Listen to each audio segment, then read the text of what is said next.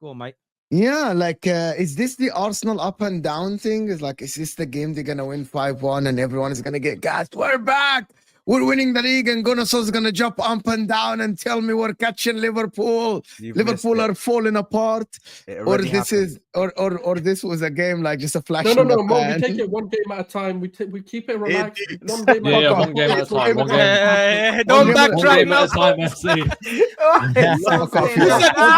One game at a time. In the last month, I've heard Sol say the title run begins now twice. I've heard him say it twice. Brother, you hate me saying one game at a time. We've got Ipswich. That's the most important game. No, but to be honest with you, just one thing about that. I want to call Mo out. Mo, I want to call you out.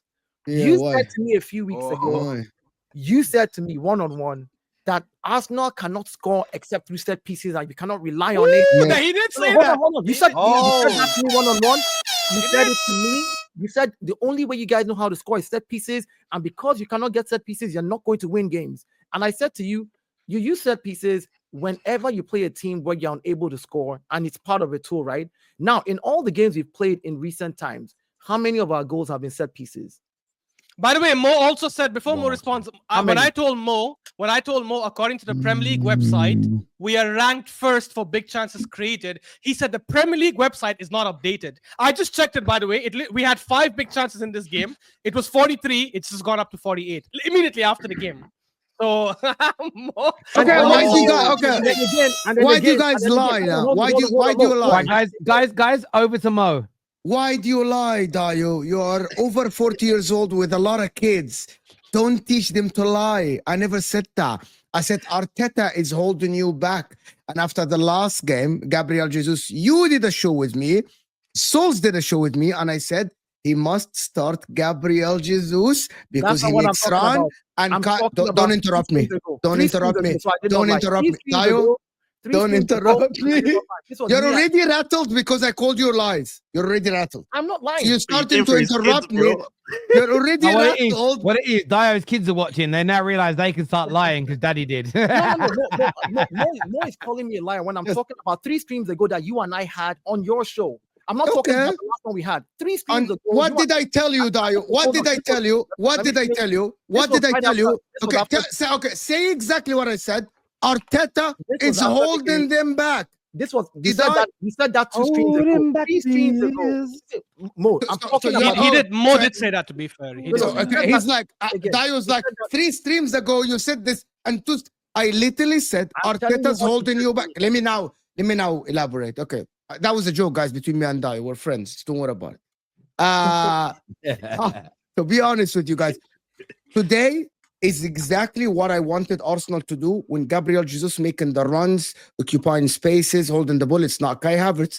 And that allows everyone else to be direct. Again, Martinelli today, when he was crossing the ball with conviction. Saka as well. Why? Because Gabriel Jesus has presence. I'm not saying that you haven't been bit by that guy before and that put your hopes on him, but give him a run of games because it looks like he's more clinical. That second goal is literally the definition of clinical, right? The finish.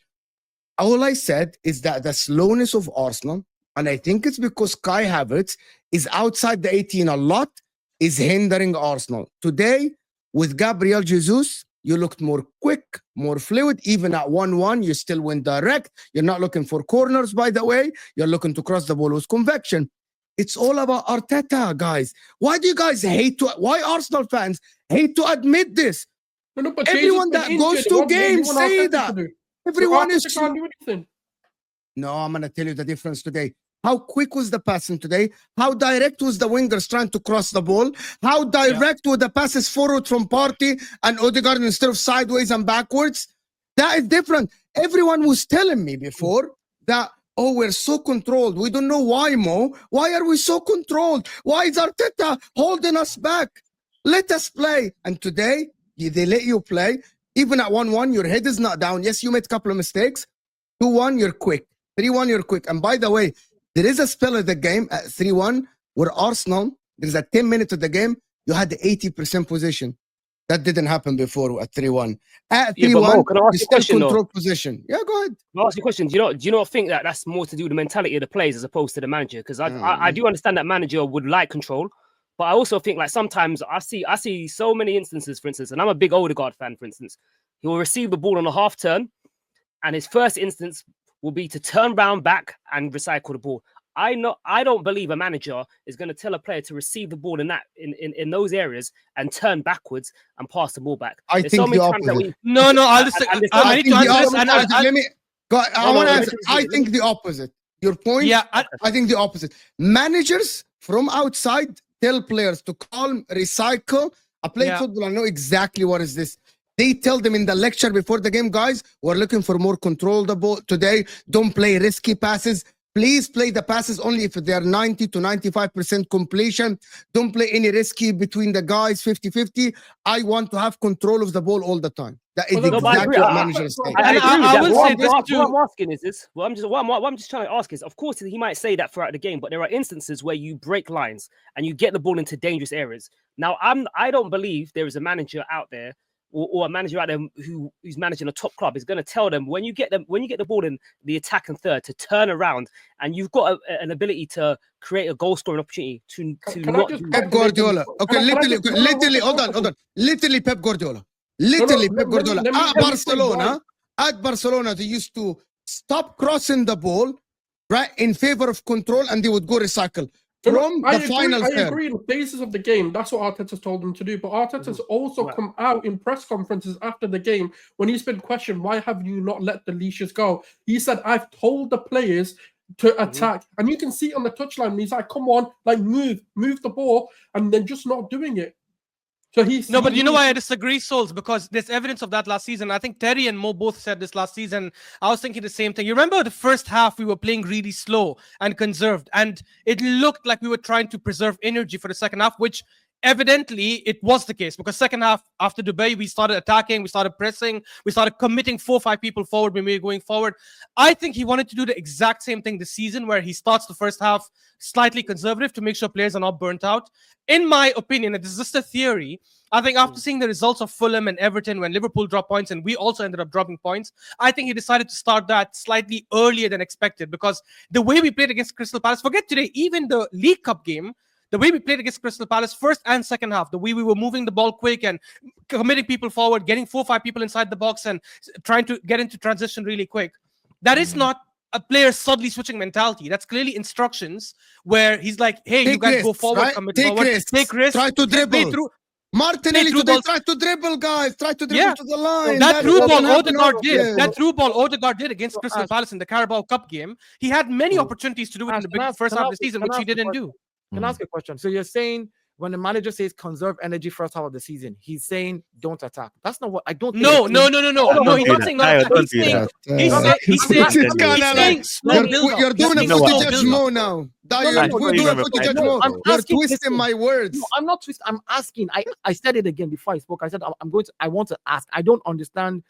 Conserving energy does not mean that's slow. It means you attack with a slower tempo, bro. No. Exactly. Thank you so much, my guy. Slower tempo attack, build the play slower, pass the ball more. Question. That's all it means. It doesn't mean you don't attack. I understand that, but you can do that. Listen, I'm asking again.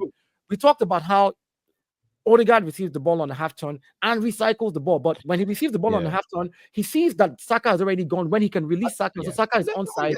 I think he recycles the ball. No, I get that. I feel it's also about not being. It's about being risk averse as well. So you play that pass and it gets cut out. Like today.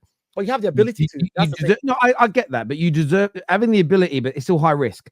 Today, you were more attacking than you were in your previous 2 league games. But that's why you conceded far more chances. Yes, there were some mistakes, but that's come because you've afforded more space for them because you've committed more players to your attacks. I think it's a combination of all of those things.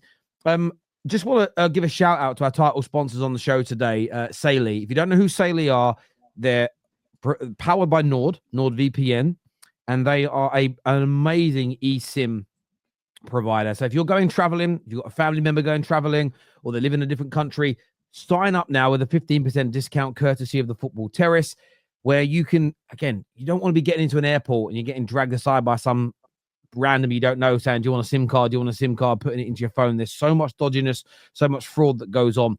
With this, you don't even need to change your number. When I was in Qatar, we had a good eSIM, but my phone number had to change. So I'd ring in home, people weren't answering, and they didn't know it was me. You can do all this with Saily. You get a nice big discount, and they're giving up to 5 gig of data away as well. So for someone that travels or you need to phone people that are in different countries, it's a very cost-efficient way of doing it. So go and check it out now by scanning the QR code or clicking on the link in our description below. A few super chats here. It says that if we're serious, Saka injury galvanizes us. Oh, it should do. No. I get that. No, it's one of those things where what you can't let it do is what a certain club in the Premier League has done, that they've lost an important player and then won 1 game in 12. Saka being out now doesn't mean you should win 1 game in the next 12. I don't know what team I'm talking about, but I'm putting it out there. Terry asks Sard about Jesus. By the way, F Sard on Jesus. I don't know that. He's not here now. I don't know what that means.